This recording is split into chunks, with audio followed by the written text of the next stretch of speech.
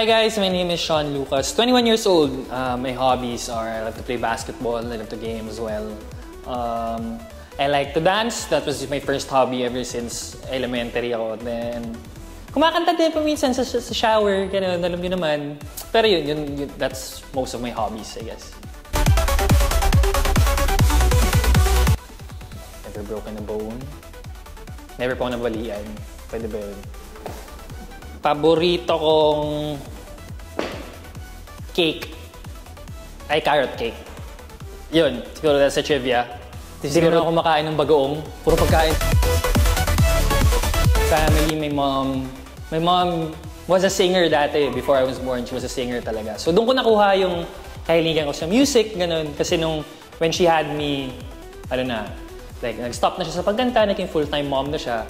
So, alam mo, dati pag elementary ka, kailangan mo pumili ng club. Yun yung unang club ko. Grade 1 ako, dance club ako pumunta. Tapos from then on, never na ako umiba. Sa lahat ng school na nag-transfer ako, lagi akong dance troupe. Yun yung sinasalihan ko. Tapos on the side kasi basketball, syempre. Pero ngayon, struggle ko nung simula talaga na pag nakakita ko ng mga artista, parang ayokong kausapin.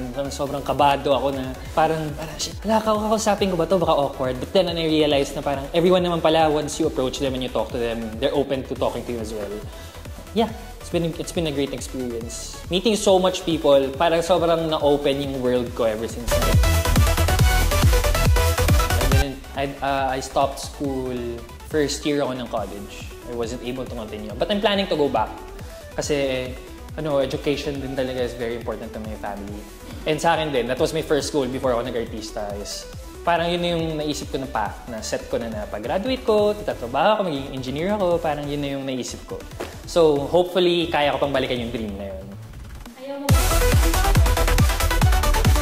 Pinakauna kong pangarap dati, alam mo yung tagalinis ng bintana? Yun yung dati kong dream. Yun yung first dream ko, tagalinis ng bintana. Kasi dinala ako ng mom ko sa para fast food chain. Tapos tinitingnan ko sila sa labas. Tapos parang sobrang satisfying kasi tingnan. So sabi ko, someday magiging ganyan ako. Pero so far parang okay naman. Parang naabot ko naman yung dreams ko ngayon. Naglilinis na ako ng bintana sa condo ko. Wow! Pero may goal talaga was first doctor. Tapos nung nag-high school ako, medyo mababa yung grades ko sa bio tsaka sa chem. Sa physics ako mataas. So, naging engineering na. Talaga pagtahimik. Doon nyo na malalaman na may something na nangyayari sa akin pag tahimik ako. Hindi, pag tahimik ako, wala lang. Sa gilid lang ako, muni-muni lang, or paminsan, wala lang. Talagang tahimik lang talaga ako. Kung may iniisip ako, kunyari I have something, may problems ako, or there's something na talaga that's bothering me, or sometimes I get a bit anxious, parang ninenervyos ako. Gaya ng audition ko dito, yun, nasa gilid lang ako, medyo nanginginig ako. Pero I try most of the time to spread at least happy energy. Kasi yun naman yung gusto ko na bumalik sa akin. Biggest realization is that talagang you have to stay in the present talaga.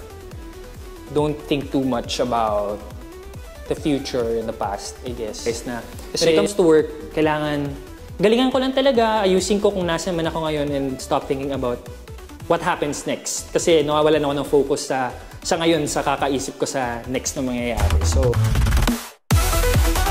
something more serious na regret, siguro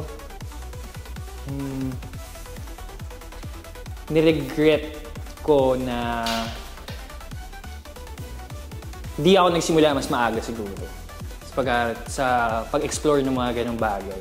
Like yung short film na ginawa namin, mga ganon, sana mas inagahan ko pa na mag-try. Kasi mali mo, may mga bagay pala akong matututunan na hindi ko pa alam ngayon, or mas hasa ako ngayon kasi I started earlier, or mas nakapag-explore pa ako in this field kasi I started earlier.